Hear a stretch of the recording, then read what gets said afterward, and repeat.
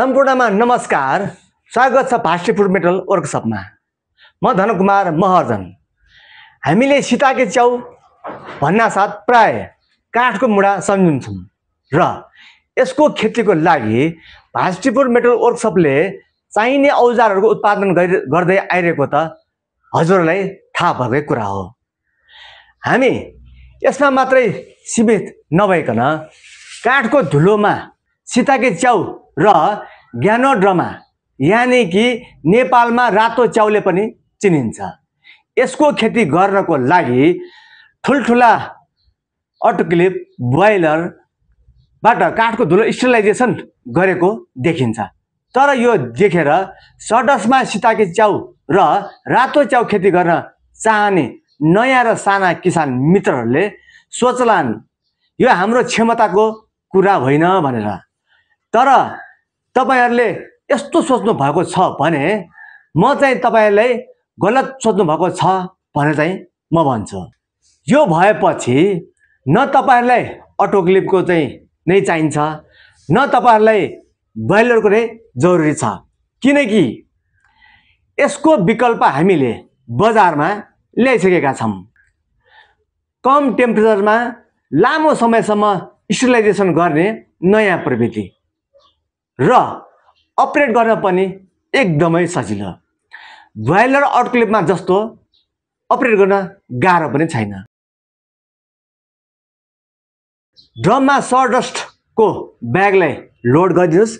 Maximum minimum temperature set गरेर हजुरले 15, 18, 20 कति घण्टा स्टरलाइजेसन गर्ने हो सेट गरिदिनुस् र यो अवधि पछि पूर्ण रूपमा अटो अफ हुन्छ। यो प्रविधिको एकदम राम्रो पक्ष भनेको यसलाई दिनमा भन्दा राति चलाउँदा अति उत्तम, किनभने दिनमा भन्दा रातमा बिजुलीको पैसा सस्तो छ। यो इलेक्ट्रिक फुल अटोमेटिक स्टरलाइजेसन भेसल एमएस तथा स्टिल दुवैमा बनाउन सकिन्छ। अहिलेलाई 30.5 इन्टु 48 इन्ची साइजको हामीले उत्पादन गरेको ड्रमको बारेमा जानकारी दिने कोसिस गर्दैछु। यो ड्रम लगभग 550 लिटर क्षमताको छ भने एसी करेन्टबाट चल्ने हो। बिजुलीको खपत कम गर्नको लागि यो भेसललाई पुरै बढी इन्सुलेसन गरिन्छ ताकि ड्रम भित्रको तातो बाहिर नजाओस् र बाहिरको चिसो मौसमले भित्रको तातोलाई पनि असर नगरोस्। बिजुलीको खपत कम गर्नमा इन्सुलेसनले ठुलो भूमिका खेल्छ।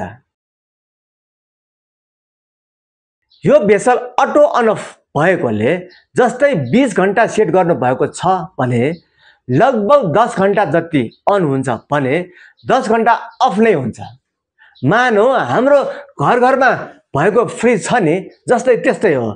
हामीले सडस्टको ब्यागलाई भित्र लोड गरिसकेपछि लगभग 94-95 डिग्रीमा मिनिमम 90-92 डिग्री जति सेट गरिसकेपछि मैले पहिले पनि भनेको थिएँ नि 15, 18, 20 कति घण्टा स्टरलाइजेसन गर्ने हो त्यति नै घण्टा टाइमरमा सेट गरिदिने।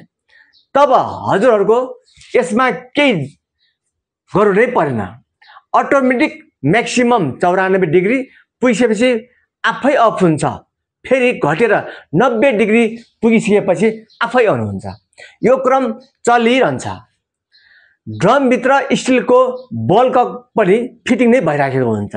यसले गर्दा हजुरहरूले पानीको पनि बिल्कुलै चिन्ता लिनु पर्दैन। बल ककले पानी कम भयो भने आफै ओपन भएर भित्र पानी लिन्छ भने आफूलाई चाहिने जति लेभल पानी पुगिसकेपछि आफै बन्द हुन्छ। यसको लागि ड्रममा पानीको एउटा पाइप चाहिँ जडान भएको हुनु पर्यो। हजुरहरूले जति घण्टा सेट गर्नुभएको छ त्यति नै घण्टामा आफसे आफ भित्र काम भइराखेको हुन्छ। जब सेट गरेको टाइम सकिन्छ नि पूर्ण रूपमा आफै बन्द हुन्छ। मित्रहरू अब भयो नि त कमाल। यो इलेक्ट्रिक भेसल सम्बन्धी पूर्ण रूपमा बुझ्नु परेमा बुबाज ब्यारेल टाइप गरेर युट्युबमा गएर हेर्न सक्नुहुनेछ। अन्तमा इच्छुक मित्रहरूले हामीसँग कन्ट्याक्ट गर्न पनि सक्नुहुनेछ। साथै मेरो युट्युब च्यानललाई माया गरेर लाइक, कमेन्ट, शेयरका साथै सब्स्क्राइब गर्न चाहिँ नभुल्नुहोला। धन्यवाद।